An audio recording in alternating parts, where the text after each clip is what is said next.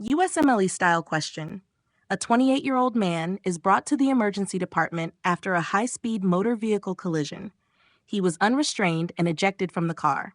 Upon arrival, he is unresponsive with a Glasgow Coma scale, GCS score of 5, I1, verbal 2, motor 2. Pupils are equal and reactive, and there are no signs of skull fracture. A non-contrast CT scan of the head shows multiple punctate hemorrhages at the gray-white junction and corpus callosum. Which of the following is the most likely diagnosis? A. Diffuse axonal injury. B. Epidural hematoma. C. Subdural hematoma. D. Traumatic subarachnoid hemorrhage. E. Cerebral contusion. Correct answer A. Diffuse axonal injury, DAI. This patient presents with coma after severe head trauma and CT findings of multiple small hemorrhages at the gray-white junction, which are characteristic of diffuse axonal injury, DAI. Pathophysiology of DAI.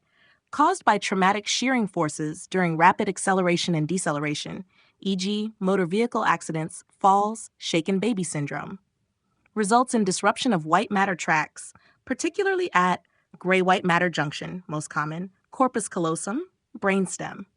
Clinical features of DAI: immediate loss of consciousness, coma, after head trauma, persistent vegetative state or severe neurologic impairment.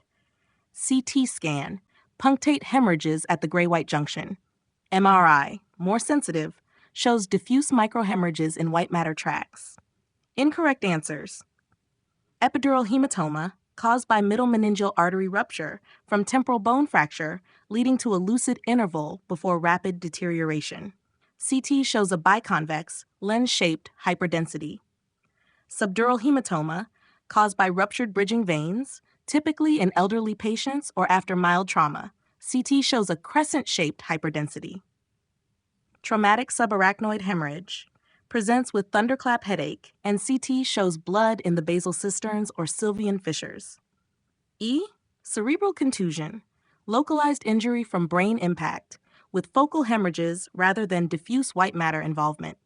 To hash key learning points: diffuse axonal injury, DAI, cause, rapid acceleration, deceleration, shearing of white matter tracts.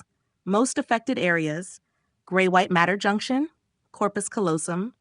Presentation: coma after trauma, persistent vegetative state. CT scan, multiple punctate hemorrhages at the gray-white junction. MRI, more sensitive for detecting microhemorrhages. Treatment: supportive, no surgical intervention possible. Would you like a question on another